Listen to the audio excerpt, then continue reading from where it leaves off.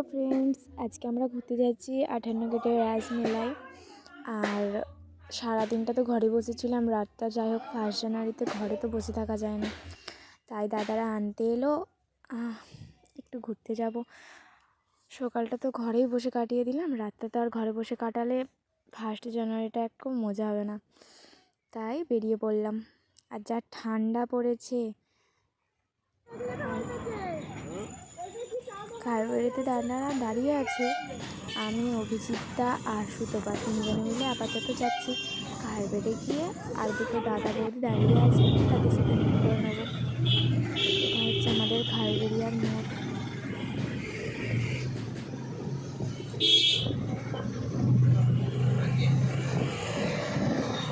বাইরে এত পরিমাণে ঠান্ডা, জানলে বেরোতামই নি, ঘরে বসে বসে ফোন ঘাঁটতাম, অনেক ভালো ছিল। যাই হোক,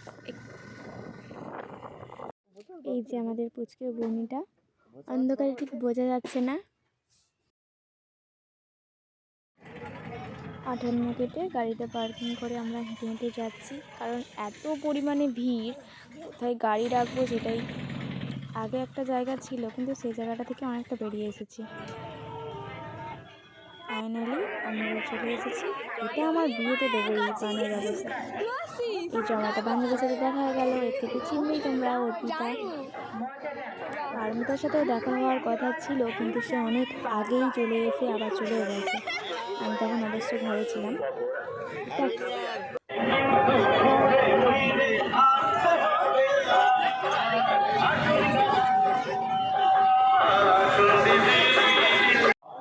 এবার তোমরা একটু প্যান্ডেল আর ঠাকুরটা দেখে নাও।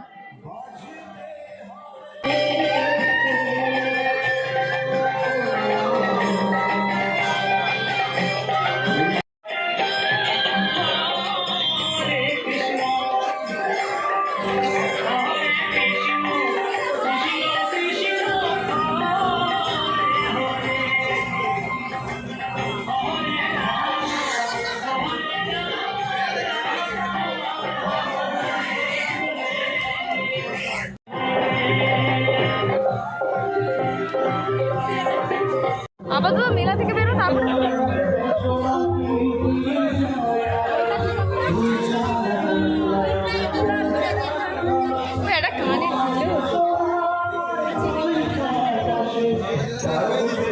এখানে বোন আর বৌদি উঠেছিল, আমি উঠিনি, কারণ আমার প্রচণ্ড পরিমাণে মাথা ঘুরে।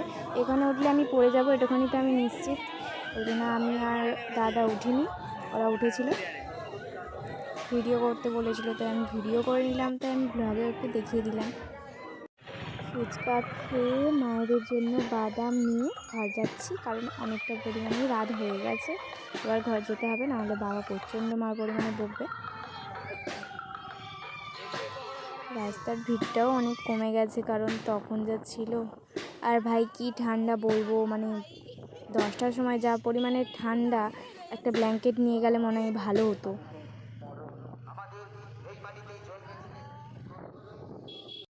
আমরা খারবাড়িয়াতে পৌঁছে গেছি, এবার আমার দাদা আমাকে নিয়ে যাবে, কারণ অভিজিৎ দাদা ঘর যাবে। দাদার সাথে বাড়ি যাচ্ছি। নেক্সট ব্লগ অবশ্যই দেখবে, শনিবার আসছে বাগনান কালীবাড়ি পুজো দিতে যাব, আগে থেকে বলে রাখলাম, দেখতে হবে কিন্তু।